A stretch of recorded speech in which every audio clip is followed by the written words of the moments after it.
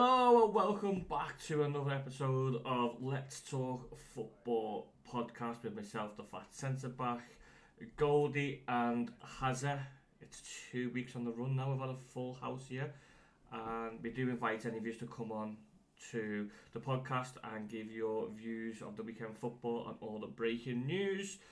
And we're just going to start straight off here. No point in hiding the Liverpool Football Club in the last, what should we say, 72 hours, maybe a bit more, as literally bombshells are dropping. So we'll start off with Klopp situation.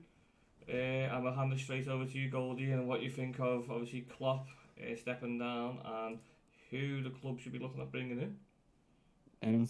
Well, for myself, I first thought it was a very early April Fool's joke. I'm not going to lie. Mate sent me the thing. It was like, he's going, you know. I was like, it's April Fool's. Then I checked. I was just like, oh, okay. But yeah, first off, gutted, of course, because obviously he's literally turned the team around from a starting 11 of Mignolet, Nathaniel Clyne, Skrtel, Sakho, Moreno, Lucas Leiva, Emre Can, Lallana, Coutinho, Milner, and Origi to what it is today.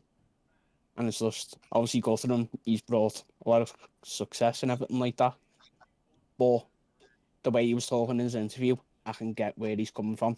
That he doesn't want to be too old to have a normal life, which is fair to him. If that's how he's feeling, fair play. We've got to respect him and enjoy what we have left of him and all.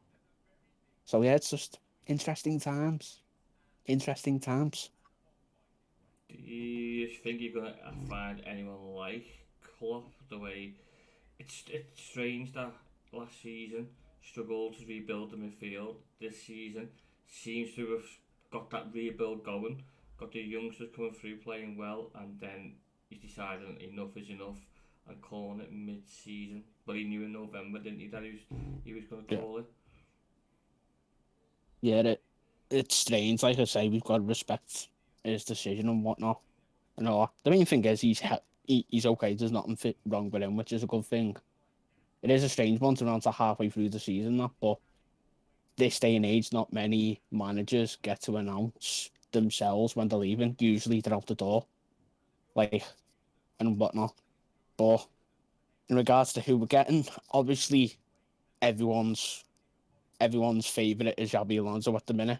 Yeah, he's doing great at buying Leverkusen, but he could say hypothetically he could come to us. We could be fighting relegation battles and all. You just don't know, sort of thing. Different managers adapt to different clubs differently. So has it looking as an outsider, obviously with me, you always get biased with me, Everton fan, I'm made up. When I seen the news, I was smiling my little face off, going round work, seeing all the copites, all heads in the hand, disbelief, tears. I actually seen tears. I thought it was funny because we're in the we're going through some bad times, but it was good to see the red shite over the road. In actual tears over there, manager. What's your thoughts, Hazard? I obviously generally for like Klopp's tenure, I think cracking gaffer. I really like. I do like the fella. I don't think he's an unlikely person. Obviously, maybe for yourself and any other Evertonian, he might be, or any rivals. But genuinely, I think he seems like a decent bloke. I was a bit shocked. I'll be honest. My phone was the same. It blew up with the Copites messaging me. You can't believe he's gone. Can't believe he's gone. All that. Um, yeah, I agree with him though. If he's wants a normal life, wants a bit step away, fair crack, go enjoy yourself. You've won everything you can in this league. I mean, you've done it all. There's nothing to prove to anyone. Take your few million, go and sit on a beach somewhere. Like we said with Big Sam last week, go and join him and have that pina colada. But yeah, I think there's a good Alonso will be. I think the other than obviously Gerrard would be the kind of fan replacement. Whether that's right or not, though, I don't know. Like you say, done well in Germany, but there's other good gaffers out there, and is Alonso right to come in now and having built himself up at clubs to grow and become the manager he is? Is it right to make the big step now to obviously no disrespect to Leverkusen, but obviously a big European club and a big worldwide club that there's a lot more pressure on him at Liverpool than there would have been at Leverkusen. Yeah, the Leverkusen one's interesting because obviously German league is not as competitive as the Premier League, but to have basically no money and to be sitting. Are they still sitting top of Bundesliga? Yeah, they're a couple clear. Yeah, to sitting there, and it's his first big job in Europe. I'm not too sure where he come from. Did he start at someone else and then get the job at Leverkusen, or was he straight in at Leverkusen? I think he was straight in. I think. And how many years in? This is a couple of years in with them. I think it's only just over a year now. So to Ish. turn them round, obviously the way he played football, he was all about his passing ability, wasn't he? So I just wonder where he's learned his trade to implement his style of football. 'Cause normally starts as assistant managers, don't they? And they learn that way, traits from those managers, and they bring it into their own, adapt it to their own game. But yeah, Alonso, if he's just gone straight in there and doing what he's doing, and there's a good chance that they actually could win the Bundesliga. So Yeah. is he? Is he? I know obviously his ties to Liverpool. Would he be interested in the Liverpool job, or would he be like saying, "I've got a project here that I'm really enjoying. I could potentially win the league, yeah, and then I can go in to play Champions League with them."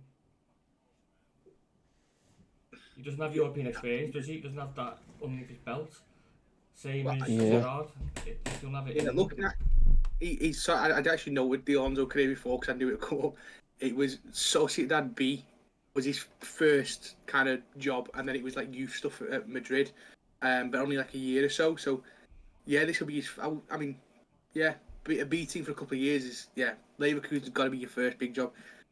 Yeah, I always think when you see it now when clubs and players sign for clubs like Chelsea and Man United, things like that, where you just think, why would you leave being a relatively big player or a big part of it, not the bigger picture as such, and you're comfortable, you're happy, everything's going all right. Why would you come for that pressure so quickly?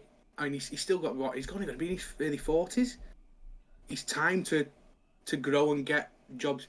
Likelihood is, if he carries on where he's going to have the likes of like Madrid poking at him at some point, PSG poking at him at some point. So, I don't know whether he'd be right in jumping so quick. I say he's got that project. He's only a little bit into it.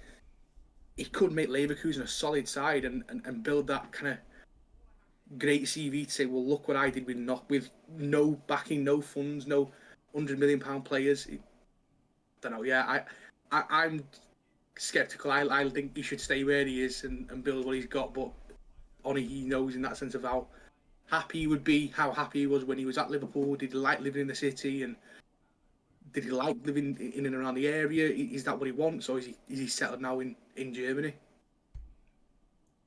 Yeah, it's just going back to his style of play. I think it's just the way that he brought up the Spanish team, when he's part of that Spanish team that just played lovely, lovely football.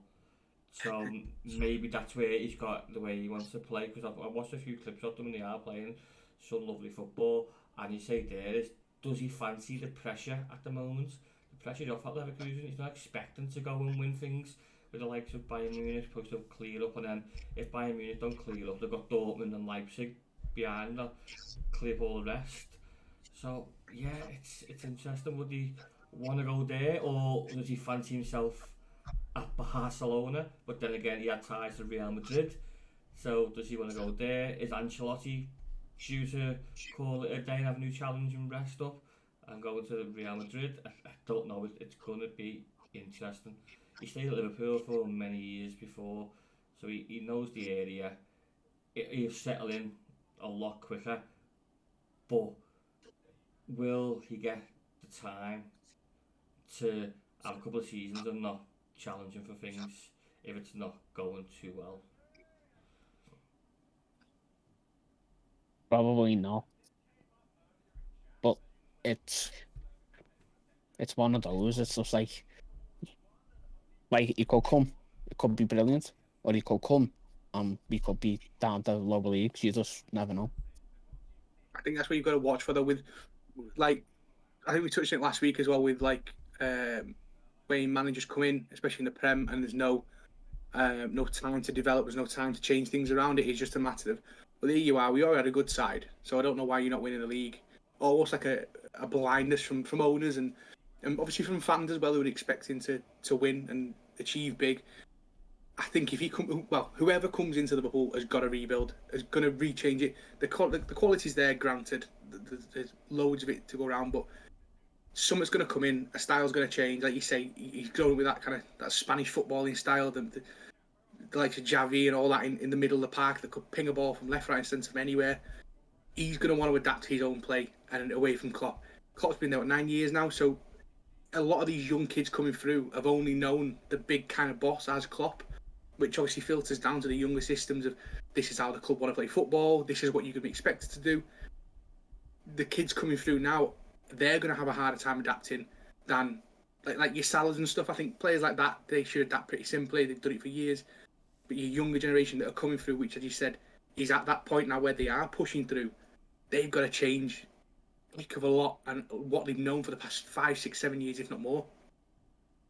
Yeah, because it's not just the first team, is it? The manager normally looks right through, see what he's got through coming up soon, if money's tight, and what he can bring through the system, adapt their game, and normally will. Whatever Klopp's doing, Klopp's more high press, isn't he? Loves that high press. Alonso, probably more tiki-taka football, spraying balls around as well. So then we'll go through all the youth systems, saying this is how we want to style play. So it is like a whole rejig. But let's just say if Alonso is off the cards, he says, no, I don't want to go, too soon for me. Who is next in line? Because if it's Steven Gerrard, I would be laughing my tits off. The lad is just got a new contract with losing 9 games in the bounce or whatever it was for him. Like, it's the only... That's just baffling. And it's one of those ones where we had similar to Duncan Ferguson, is do you want your club legend, your hero, to come in and look after your club and not do well? I'd say the only one I can think of maybe is the Brighton manager. Yeah, deserving.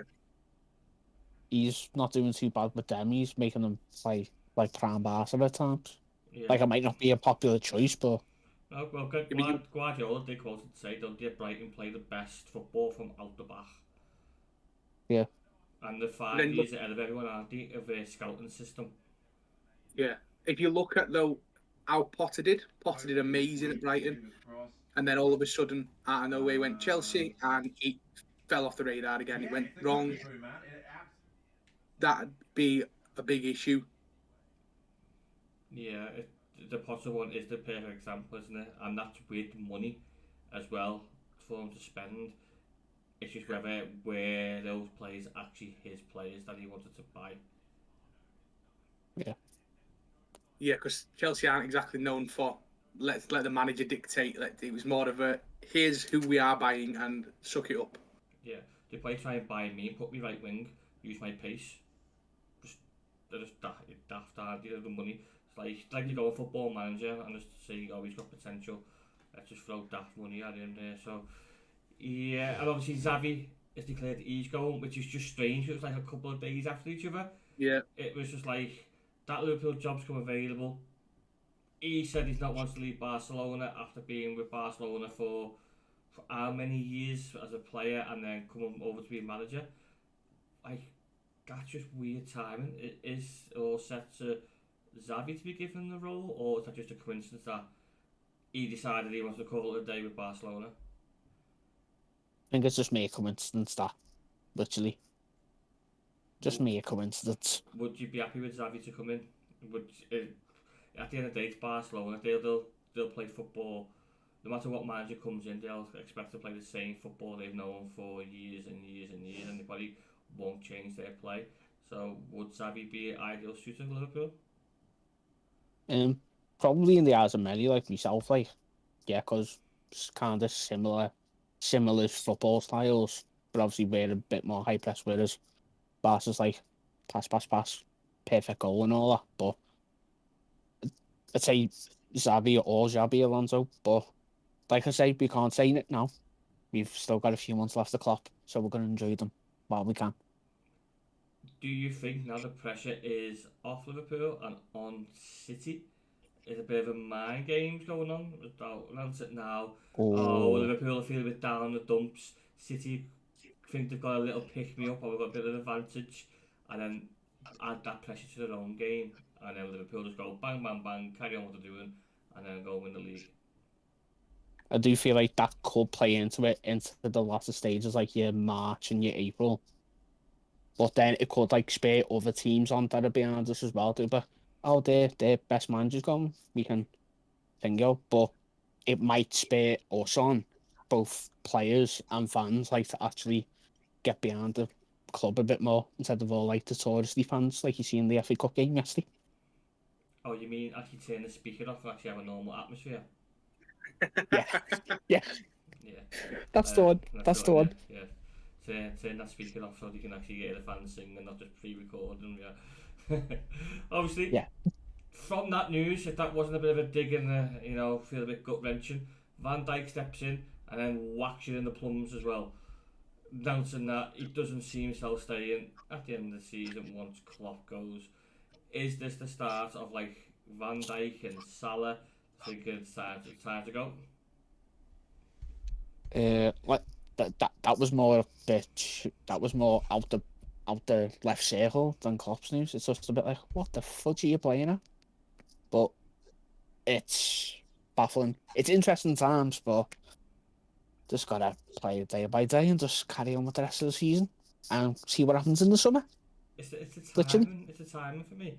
Like Klopp's just announced this. It's still raw in the system. Why do you need to come out as club captain and go? You know what? I think I'm fucking off at the end of the season as well. I think he's just had a bit too much that special stuff from Amsterdam, to be honest. bit of Basil. What do you think Yeah. of that news, Hazard? Do you reckon that's kind of weird that your captain steps up a couple of days later and says, you know what, I feel like I don't fancy it now? I do, and I think it's quite a concerning thing that like your captain is the one he's not into it. Is the club? He's in it for the gaffer.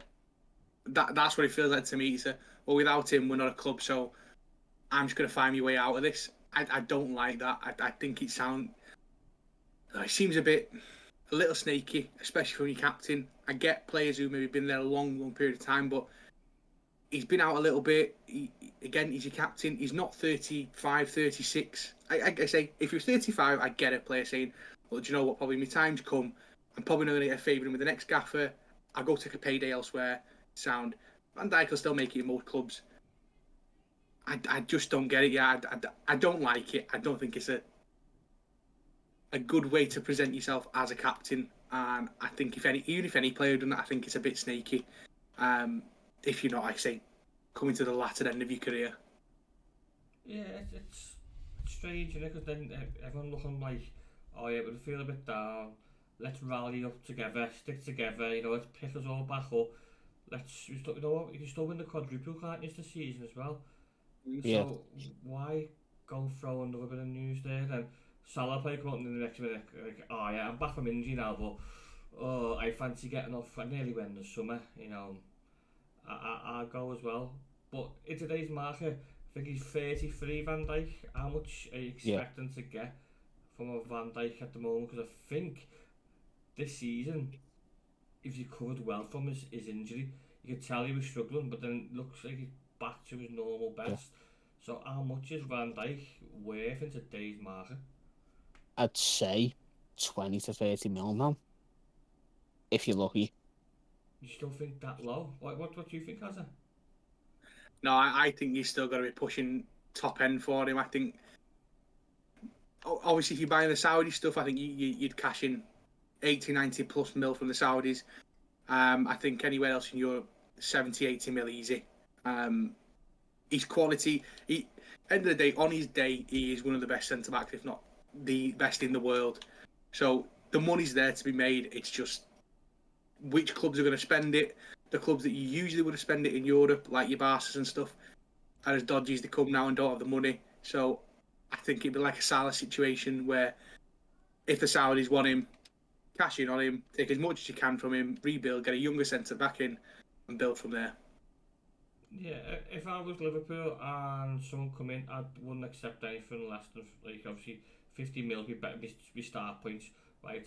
I'm not taking any less than 50 mil. He's 33. He's still top class. He's still got 2 to 3 years at the top level. Yeah. And the way the sports science stuff that they've got available there now, clubs, people are pushing higher and higher. Look at Ronaldo, he's still a freak in his body, and he could probably still come back to Europe and still do some damage to most teams. So it just depends on how bad that injury actually was. And as a defender, has he been put under that much pressure, apart from Man City getting at him? Because Liverpool have most of the ball, so it's not like much strain being put on his body where he's actually last-ditch tackles and putting his body on the line week in, week out. It's normally the opposite way round. So yeah, he could well have, it's just who comes in for him. That's the interesting thing, because he's at a top club. So who comes in for him? It's a wait and see if it happens. Yeah, Klopp and Van Dijk in one season could be very interesting rebuild for Liverpool. It depends on who follows out the club with them. Say if you lose Salah, but then again you still got Nunes, Diaz, Jota, Gakpo, so he's still covered in that area, which isn't too bad. Centre halves, Matip, Konate, Gomez. Yeah, you're going to need a big strength in there. Fullbacks are okay with Robertson. Trent's not going to go anywhere, is he? Liverpool fan. I doubt Robertson would even go as well. But for Klopp with the rest, do you reckon you're going to international football? Do you reckon that's more suited for him now, because you get that break, don't you, with your family and that? And I'd say maybe when the end of the season comes, he's going to spend a few months just like getting his head together, see if he actually wants to manage elsewhere or just call it a day entirely, sort of thing. Yeah, I think national team. He's suited for it, isn't he? German national team. I'm busy! Oh, he's busy. 1 man. He's doing a podcast.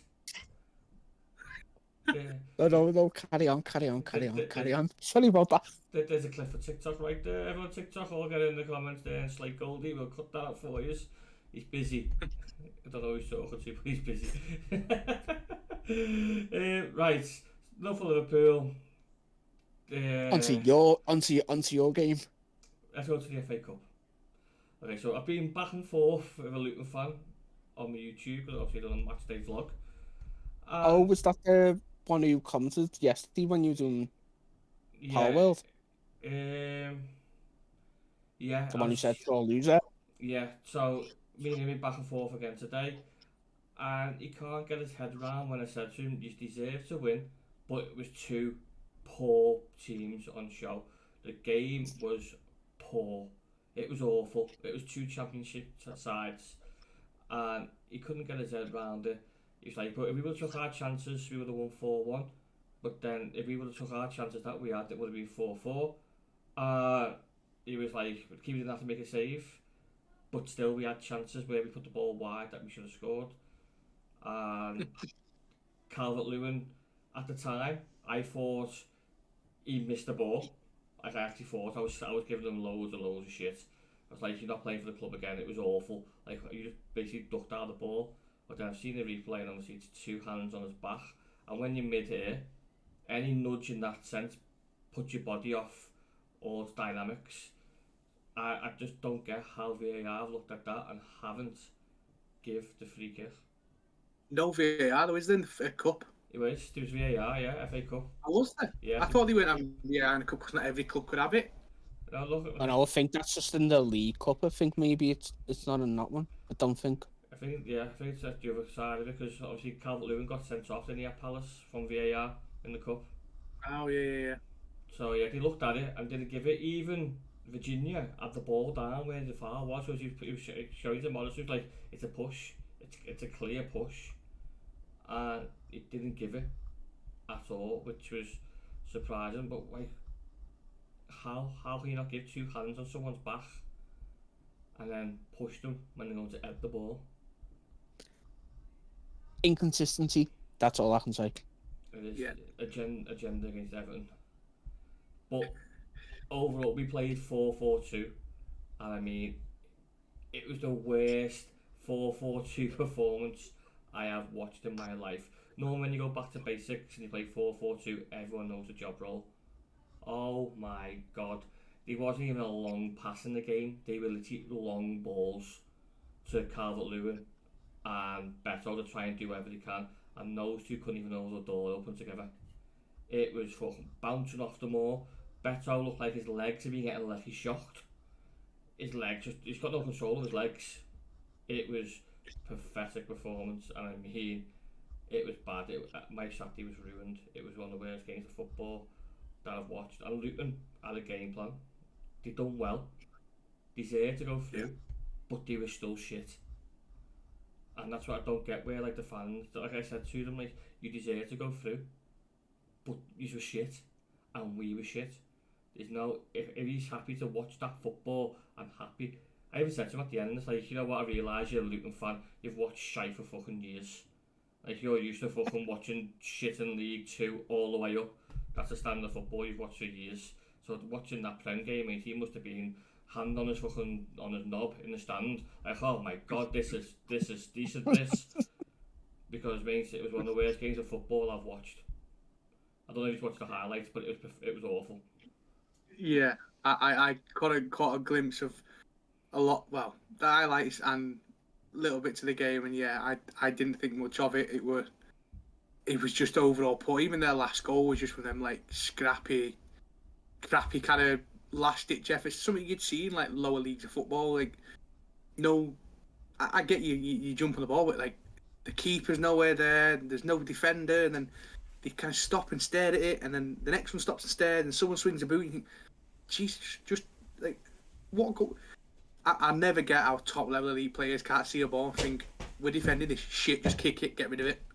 That's all you needed to do. Yeah, it's like you're playing FIFA, you know, when like you want to play out from the back, you want to pass, and you think, you know what, why don't I just whack that ball down the pitch and start it again? You know, it's clear the danger, but you want to play football. So, yeah, the defender. But then the game, but then it doesn't even make out a good pass for you anyway, no, like it does on FIFA. No. So yeah, we didn't deserve to go through. And it's like the League Cup, get knocked out, you get Liverpool, so you're like, thank fuck for that, we had to play that one. And then you get knocked out and you get Man City, so it's like, you know what, you've done us a favour there, because then watch that one. So yeah, overall, Luton Town, I thank you very much, I appreciate it. Shit fans as well, small club in London, don't even sell out your fucking allocation, you're pathetic. But yeah, good luck to yourselves. How to limit your engagement of followers in 30 seconds. Yeah. Literally, shit show. Like, you see how much what the allocation was for them? Oh my god. I've seen more cables games. Yeah. You're not far off in the minute as well, cables. Yeah. So I mean, I thought Fulham fans were bad when they come to Goodison, but Luton, they chopped it off there. So we'll move on from Luton and we'll go to Hazard with the Leeds game. I have not watched any highlights. I haven't got time to. Did have time to watch the highlights? I've seen the clips. I think I've seen the Leeds goal. Was it? Yeah, the Anthony goal. The Anthony goal, yeah. I've seen the Anthony goal. Yeah. Absolute great goal, that. Yeah, phenomenal footwork. Like when he left, when he came, and Sinister went the other way, and a lot of fans were a bit narky. A fair crack. I thought Bournemouth fans said, no, honestly, he's a cracking player. And he had a bit of a mishap midweek. He wasn't the greatest. He was a bit off kilter, obviously, with circumstances of his mum just passing. Totally get why he wouldn't be fully engaged. Against Plymouth, though, he looked solid, looked really good, great goal. Overall, I think we were all right, but it's the same thing that we've had for the past probably 5 years now, where I feel like centre-backs and left-backs just get caught out in stupid places. Their goal was a great work goal, very poor from us, but a great work goal on their end. Not as annoyed as much, because I don't care about the FA Cup. I like at the minute I don't care. I'm more bothered about the league. I want to be in the Prem again. I would have liked a nice, comfortable walk through there. But yeah, Plymouth played the game plan. They played it well. They kept to the guns. They stuck to it. Fair crack to them. Think we should have done better. And again, like that Luton fan said, if we'd have put his chances away, we could have bagged 6, 7, 8 goals easy. But again, the build-up plays there. We just can't hit a barn door half at time, and then when we score spectacular goals, but then forget to shoot for the next 60 to 90 minutes. For a team like Leeds who are fighting to get back in the Prem, is the FA Cup a bit of a burden for them? I think so. I like I say, I don't personally care about it. I get it's the FA Cup and it's amazing, it's massive and everything like that. But I think when you a club in the Championship playoff position, promotion area, you've got to be focused on the league more. Yeah, the FA Cup's great, but it's more of a money earner for your lower clubs, and obviously a trophy for the bigger clubs. I don't expect us to go on and win it. We're not going to go on and win it. So yeah, part of me is like, just put a couple of backups out, let them have a few minutes, let them run up, leave your main players off, which we did leave a fair few, starters off. Yeah, to me, I wouldn't see it a focus, and I don't think it should be a focus as such. Especially as well, like it wasn't like a local game, was it? Because now you've got to travel to Plymouth midweek, which is a long distance. But as I was saying, like the Luton fans, where they won't sell, like don't sell the allocation, the Leeds will 100% sell out their allocation for Tuesday night at Plymouth. Exactly. I mean, on that, I mean, I think our run's something ridiculous now. Like we play Bristol away in the league, Plymouth away in the cup, Plymouth away in the cup, in the league, and Swansea away in the league, all within like I think it's from now until like to Valentine's Day, and Rotherham at home. So 5 games, 4 of them are a 3 to 4 hour drive minimum away from Leeds, very minimum. Yeah, it's a long old slog, and I just think for that FA Cup replay, I just think there's no point in sending your best players down. Keep them in Leeds, let them stay comfortable, focus on the league. Yeah, do you think the FA Cup should be decided on the day now? Seeing what they're doing with the Yes. EFL Cup, just even the FA Cup, take it to extra time. I know it's a bit more harsh on the legs and that, but most of the FA Cup games are Saturday, so it's you'll probably get away with doing the extra 30 minutes. Where obviously on the midweek EFL Cup ones, you're playing Saturday, Tuesday, Wednesday, or Sunday, Wednesday. It takes a bit more out of it, so it goes straight to pens. So I know they think they do it in the latter stages of the FA Cup, I think, where they go that way, but let's do it from the start. Yeah, I'm torn because I like from perspective of Leeds now. We've obviously played for away. I think it's gonna have an impetus, but then I get it if you are a lower club, non-league side. I get if you tie a Championship League One side, whatever way, and you are at home and you manage to get a replay. I get the financial implications there, probably far more beneficial for them. So maybe in the early rounds, I don't know. I'm taught from my perspective as a Leeds fan. No, get rid of it. Let's just have the 90 minutes or extra time, whatever. I think from an overall perspective of feeling for like smaller clubs and non-league sides, I think it is great, and it brings them that chance to maybe they can snatch a last minute win and go to a relatively big stadium and have that big kind of professional away day as such. Yeah, because as I say there with the lower league ones, is I know the replays are ideal for them money wise, and that's what the lower leagues are looking for, money. But the best opportunity for them to go through is probably that day. Yeah. Don't let them get set and recover, and then go back to say your place, and then they're all fresh and you know how you play. They've had more time to look at you, and then we've seen in the past where they go on and they get battered like five goals. It's probably better on the day there where they're scrapping, go deep into extra time. I know the professionals, higher levels got obviously got the better facilities, they're probably fitter, but in non-league, the players are used to going to work, playing Saturday, going to work all week, playing midweek. They could probably find a bit more in those extra 30 minutes, depending obviously on the circumstances of the pitch and how heavy it is, but they're used to playing on heavy pitches. So a bit more tied towards the non-league side because they're used to those kind of surroundings where the higher up aren't used to going deep into games because they don't play as often as what the others do, and they play less games as well non-league. I think it's 40 games, 46 games a season, is it? Yeah. So, yeah, I'm a bit tired for it. Like, it's an interesting one. The magic of the FA Cup, but as Championship sides, as yourselves looking for the Prem, it kills it, doesn't it? A bit more because you say you're not asked. You want to get into the back in the big time. Yeah. That the FA Cup was so like last year. I obviously didn't care as much about the FA Cup, obviously we were in that relegation battle. But I think if you're a mid-Prem side or a mid-champion, any mid kind of club at any league, any level, I think that's where it starts to be a competition that you want to win.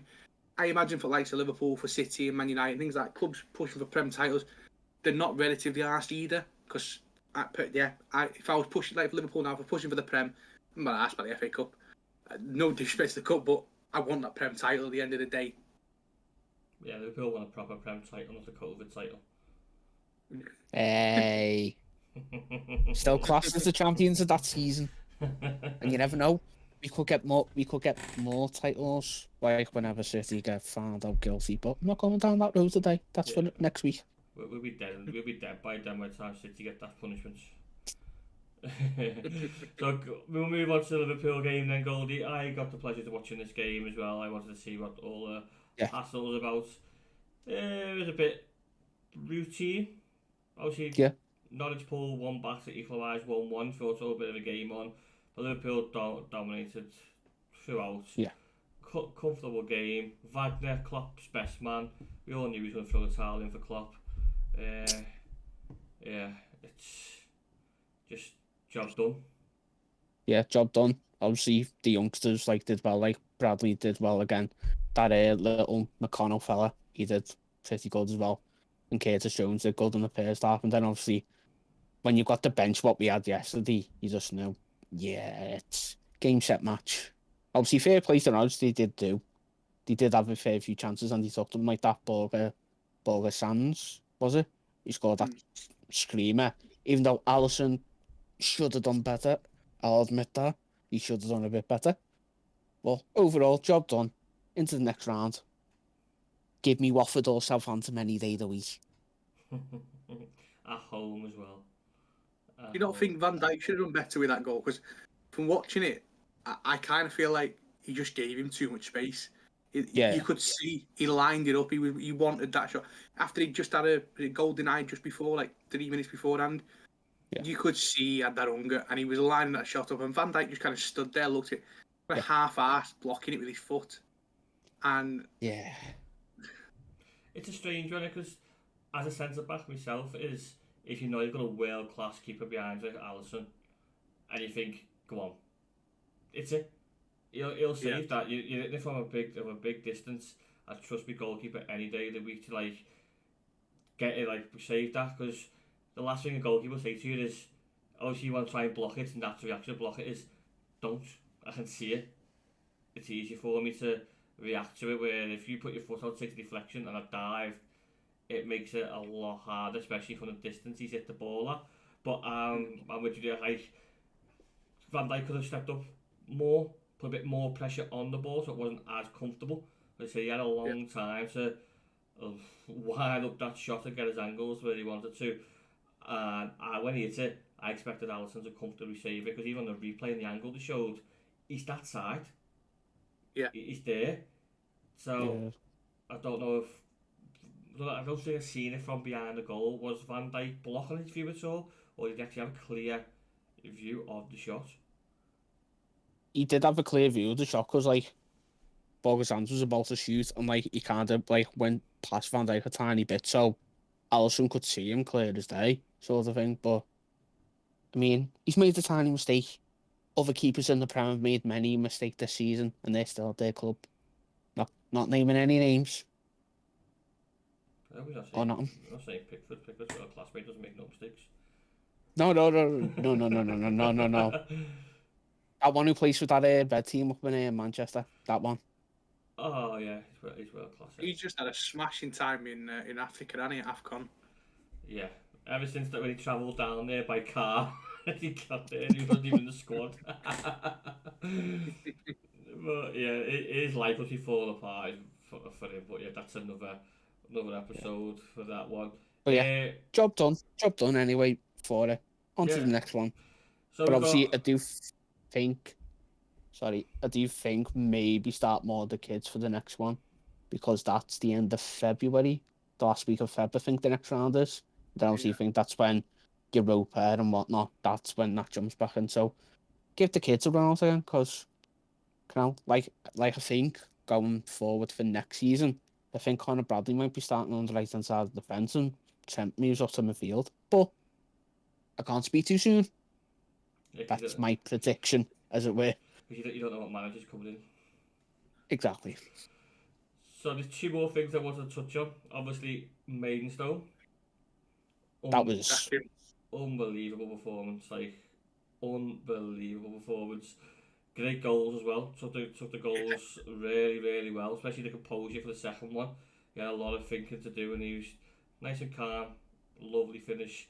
But the clip that got me was, did you see the fan rolling into the old end? Yeah.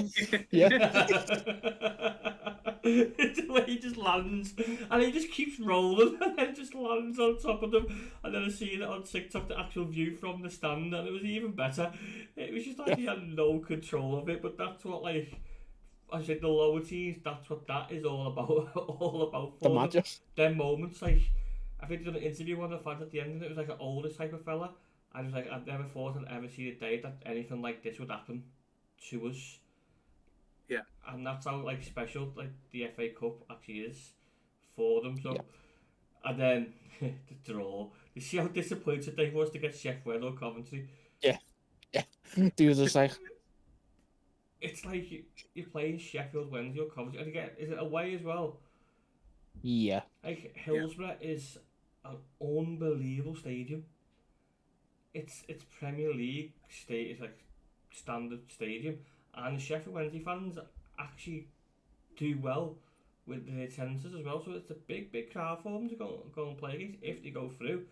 I'm not too sure on Coventry because they've had issues with the stadium and crowd and not turning up and whatever.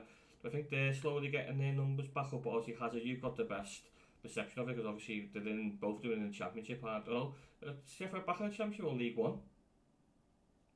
Sheffield are League One, aren't they? So they're League One. Obviously, and then Coventry's, but you probably would have recently played over the last couple of years, so their tendencies are quite strong still, aren't they? Oh, blank, sorry, Sheffield Wednesday Championship, sorry, yeah. Like actually, our Championship would actually come up. Yeah. They're just relegation, bottom end of the Championship. But, Coventry are doing all right. Yeah, they're building back because they're what I think they're only a couple, maybe 10, 15 points below us at most. I think they were playoff places last time I checked. Their tendency to building up. It's still not massive, but it's getting there. I mean, the results that they've had. I think last time I seen some on them, they were like 4 or 5 games undefeated. Big turnaround for them. But yeah, Sheffield Wednesday. I've been like Sheffield Wednesday or Sheffield United for like away days with Leeds and stuff. Sheffield Wednesday's a cracking away day, and the fans are proper Yorkshire fans in that sense of they'll turn up, do or die, rain, snow, whatever. Either way they get there, I think it's a good turnout. Both cracking stadiums, both big away days, regardless of how they look at it. I reckon if they get Wednesday, they could turn them over because Ipswich are second in the Championship. I mean, they've had a bit of a slew, not winning many games. They've been drawing a few, but I think Coventry will be the harder draw. But I think if they have Wednesday, they could turn them over quite comfortably. Yeah, they've got to be looking at it as that time for like positive of like, yeah, we wanted our big day out against the top boys, but it's an opportunity to go and cause another upset, and then you're gonna get one of the big boys because only the big boys will be left in because it'll be the quarterfinals then, won't it? Imagine Maidstone getting to the quarterfinals. So I don't think they should be too disheartened with it. They've got to look at the bigger picture of this is a great opportunity for the club to go and write some big history for someone like Maidstone and live in the memory for the fans. So yeah, I know they're disappointed, but I think they could still go on and cause an upset. Do you think they only had 2 shots on target against Ipswich and took them both? Yeah, I mean, I know you like the second, but I loved the first goal. I have to admit, when I seen it, I thought it was just it was so poetically perfect with the little dink, and it was just good football. I really enjoyed to see a lower side turn over a playoff pushing side for the Prem just so comfortably like that with that goal. Yeah, 'cause what fans need to do higher end is they need to go and watch non-league football. They don't know Yeah. what it's so much more enjoyable because you get to see two teams on the pitch that literally give everything. I know like this it's hard to say what do you mean all our clubs don't give everything. You can tell. Go and watch non-league football and you'll see how much it means to them. You can see pre-season though, like I'm going watching like Cables versus like Everton 11, which is always like what the 18-year-olds, 19-year-olds, and seeing like 33-year-old centre backs going against a 19-year-old striker, and this kid's on the path to the next level, and he's probably earning a heck of a lot more than that centre back is, and the centre back's just clattering him, and you can see like it's pre-season, but it means so much to get that win, and like you said before, they're out 5 days a week working, if not more. They've got to rush home, get changed, get the game, play the matches, spend hours on a bus on a Saturday, travelling to some small little town in the middle of winter. The lads that play non-league, they do it because they proper give a shit. It's not a job, it is a proper passion. Yeah. They've never had to go and do a night shift in Argos and then travel to Gateshead when as soon as you finished.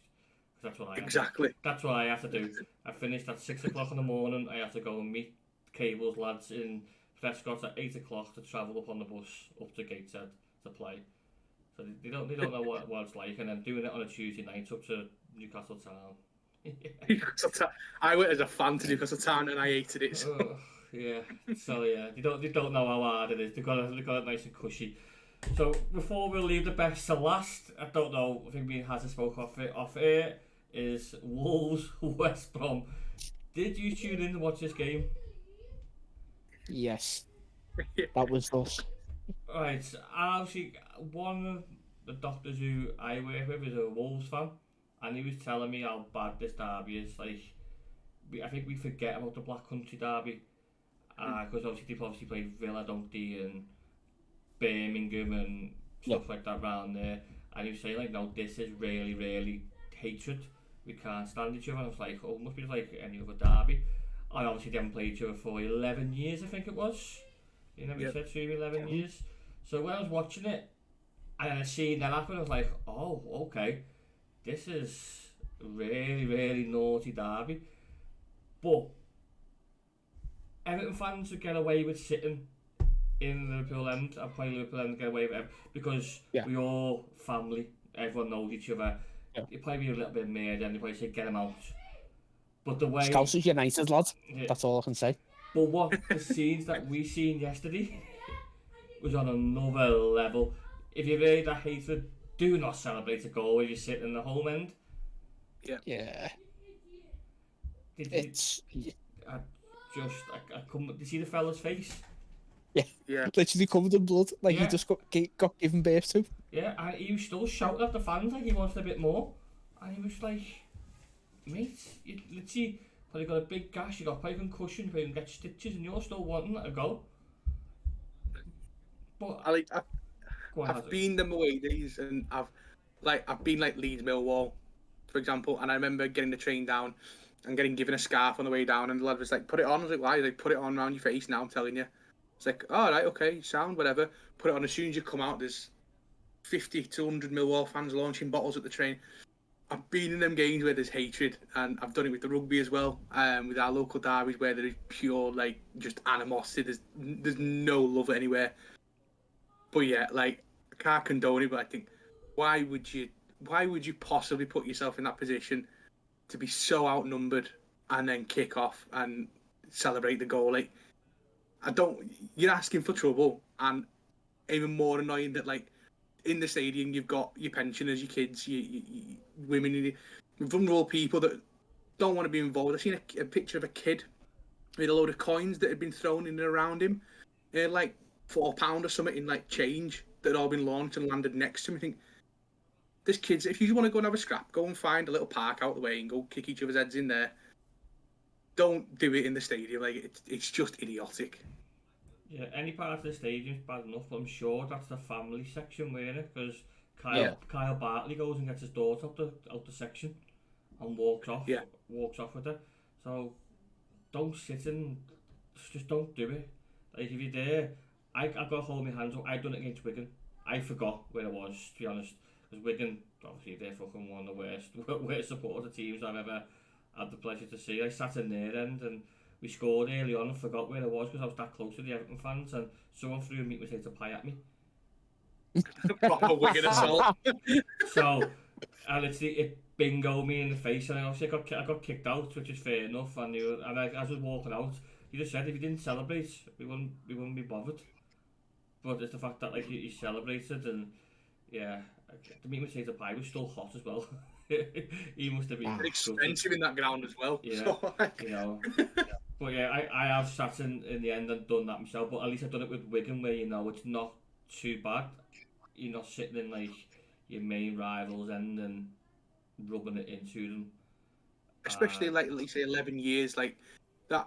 Like even from a rugby perspective, like we played a local rival where I grew up, like a couple of towns, and we played them in the cup for the first time in 5-6 years, and they're a league below, and there was so much animosity. Like as soon as we walked off the bus, 50 of them ran out of a pub.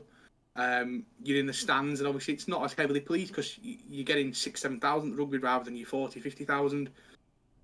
And even then, the hatred and the animosity, the anger of like bottles flying, stuff like that, you'd seen people sit in the other end, like you say, you just kind of stum and don't say nothing. It really ain't worth it. It isn't. And obviously it was a good 30-minute wait, so it shows you how bad it actually was. We've only seen a few clips, haven't we? We don't know the extent of how bad it was, but it looked really, really bad at the time. Seeing all the police running over and having a 30-minute delay. But while that's all going on, did you see the West Brom fan that walked on the pitch with the scarf? I started walking to the Wolves fans. Like, when's it gonna end? Yeah. I've seen another clip as well. Some other Wolves fans must have been sitting like in like one of the main stands as well, because seeing them getting pushed out the seats and saying "Get out now," and all. Just you see the fellow with the eye patch, the video of that, some like old fella, he's like late 70s with an eye patch on. It's kind of your typical old school football fan, turns as soon as the abuse kicks off and he's giving it big, and I'm thinking, oh please lad, don't go in there. Or someone's granddad getting filled in. So, for like obviously Liverpool and Everton's not that bad because everyone's got mixed families. Like everyone's family is Liverpool or Everton, aren't they? So I think if you use it as a Huddersfield, is it your main rivals? I would say it's pretty much all of Yorkshire. Huddersfield's up there because it's West Yorkshire, but yeah, there's a lot of beef with Barnsley, both Sheffield sides. I couldn't really pinpoint it. It is pretty much all of Yorkshire plus Chelsea and Millwall and Man United. Yeah. So Man United is probably our biggest rivalry, obviously through years, and you've got that kind of Yorkshire-Lancashire divide and all that. I would say the biggest kind of hatred there would be Man United over the rest, because where we see it, everyone who comes to play against us is playing their cup final. Every Yorkshire club, they want to come play Leeds because it's their big game. Yeah. And obviously when you play like the likes of your Yorkshire teams, is it as bad as what we see against in the Black Country Derby? So yeah, I've seen both. I have seen kickoffs, but not to that scale. I've seen it where 10 blokes having a scrap outside a pub, but then I've been like Barnsley away, and I've been in certain pubs in Barnsley having a drink with Barnsley fans. Huddersfield exactly the same. So no, you get, like you would in any game, the odd idiot that wants to have a fight and a scrap and all that, but not to like that level with the Black Country. Ours would be, again, Millwall, Man United. So it was lucky enough. No one really, apart from the fella we see it, really no one got hit. But if you are watching this and you're going to sit in another team's end, don't celebrate, because 9 times out of 10 you're gonna get hurt, you're gonna get arrested, you're gonna get fined, and you're gonna get a club stadium ban.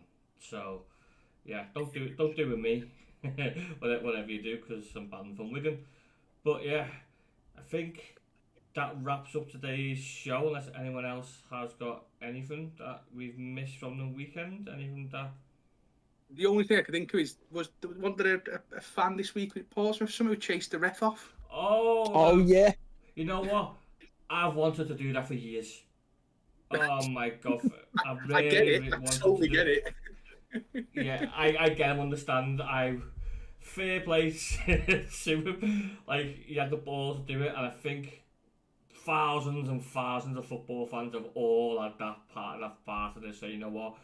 I want to go and chase the referee off the pitch. It's the way the referee like slowly jogged and then realised, oh, he's actually quite quick and he gets a little bit of pace on it and goes in high rather than dugout area. But he must have been really, really poor for a fan to go that far. But yeah, don't do that as well, because without the officials, football wouldn't go ahead. I know as bad as that they actually are, but You love to hate them. Yeah, you love to hate them, and if you've got an issue with them, go and take your course yourself. Apart from Paul Tierney, he can bugger off. Apart from every ref in the Premier League, they can all fuck off. Yes, that too. And VAR, that can do one. But apart from that, you're all right. So I can't. That fan, yeah, I haven't gone that far on the pitch, but even on the sidelines now fighting Rovers, and when I'm playing, referees don't like me, and I don't like referees. I do feel for refs, because I think it is a proper thankless job. Like, you see it in every sport where they get I mean, even like in the rugby, when as soon as you get the old kind of the referees or anchor or whatever, the player thing is it's a family game. Please respect our match officials. And he's like a little child talking in the tannoy. And I do feel for match officials, because they do get a lot of shit. And if you have a good game, even if a good game and one team's winning, the other team's going to hate you because they feel like unfairly just to. But yeah, no, I feel for refs, especially at the lower end of the thing where you haven't got 100 security guards and coppers stood around for you, because you are just on your own taking abuse of 20 odd blokes and. Yeah, it's something that I wouldn't want to do. Maybe I should have a go at reffing one day just to put myself in their shoes and see how it's been a taste of my own medicine. But I think some of them, I have some of them get bullied at home, so that's why they go on the pitch and have those that power of that whistle and those cards, and feel like, oh my god, you must get bullied by your wife or your partner at home because you just tell the way you referee the game. It's all about you. But you know it's a good. You know it's a good ref when you don't mention them. Yeah, you do. Thankfully they're there. I just think you should just all put body cams on them, like a few non-league the teams leagues now have been doing it. Put body cam on them. Yeah. There's their protection. There's the evidence. I'm going to start wearing one on my sidelines on my match days, because it'll be content. Trust me. The way I act against referees, it'll be content, and I think people might enjoy it. I might get myself a ban, but don't do that. It is what it is. I called one on Saturday, cheating cunt. It's just mate, if it's that obvious in front of you, then yeah, just don't do it. It was the most obvious foul you could give all game. And one of my players gets injured from it. His nose pops from because he didn't stop for a foul. So yeah, that was the only all game I was quiet, and the only time I had to go at the referee was that one decision. So, you know, it wasn't too bad, but just don't get the easy ones wrong. Just don't get the other ones where the players moan all the time. Mate, it's 50-50. It is what it is. But yeah, for me, the only moan once is good. So yeah, I'll have a body cam on, and I'll put it on TikTok and YouTube and see if people like it. But that's today's episode. I hope you enjoyed the episode, and as always, we do want more people to come on and join us, because obviously Goldie and Hazard do have commitments as well on the Mondays, so they're not always going to be around. I don't think you want to sit here and listen to me rabbit on for as long as talking points go. Hopefully we'll implement a quiz soon as well, but obviously I won't be able to take part because I'll be doing the quiz and I know the answers. And obviously if Chapo does the quiz, people might say, oh yeah, you knew anyway the answers, but yeah. I've never made you win. You'll never make me win. She'll never make me win. She'll probably message Goldie on TikTok, on Instagram with the answers. But yeah, there you go. Make sure you like, subscribe, and in the comment section, will be up the bio section. You'll see Goldie's TikTok and has a TikTok, so go over there and give them a follow. Until next Monday, peace.